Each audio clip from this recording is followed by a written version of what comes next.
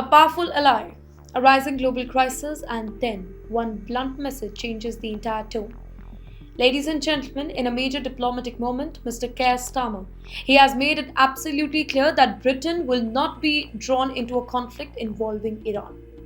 In fact, speaking firmly in the parliament, he stated that this is not our war, drawing a clear line despite increasing pressure and rising tension on the global stage.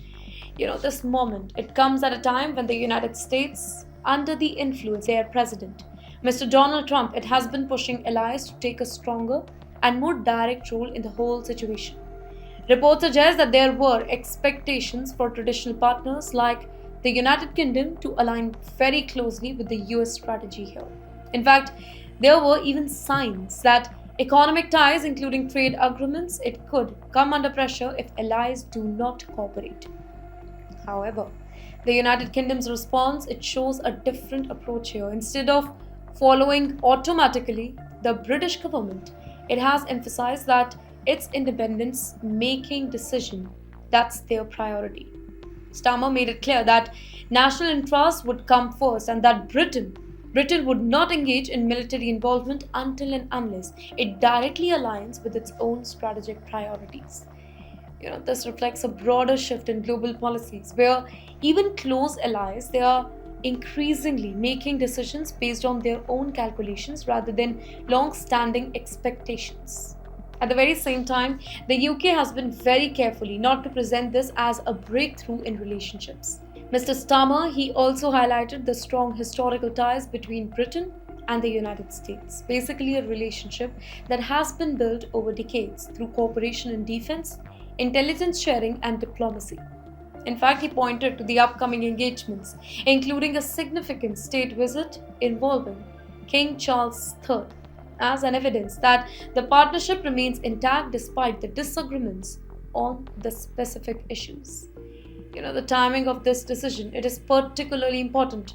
The ongoing tensions in the West Asia, it has already created uncertainty across global markets and security framework. Any involvement by additional countries, it would escalate the situation further, making restraint a strategic choice for some nations.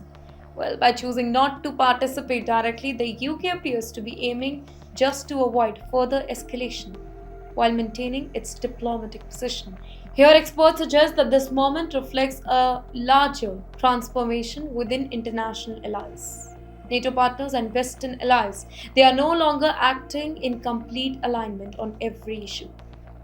Differences in political leadership, economic priorities, and public opinion, they are influencing the decision in ways that were less visible in the past.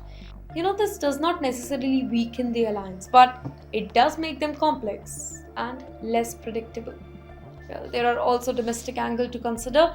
Leaders like Mr. Starmer, they must balance international expectation with public sentiment at home. War involvement carries political, economic, social consequences, and governments they are increasingly cautious about committing to military action without any clear justification and support. Looking ahead, the key question is whether this is a temporary disagreement or part of a longer term shift in how alliances function. If more countries begin to take similar independent stance, it will reshape global power dynamics and redefine how collective security operates in the near future.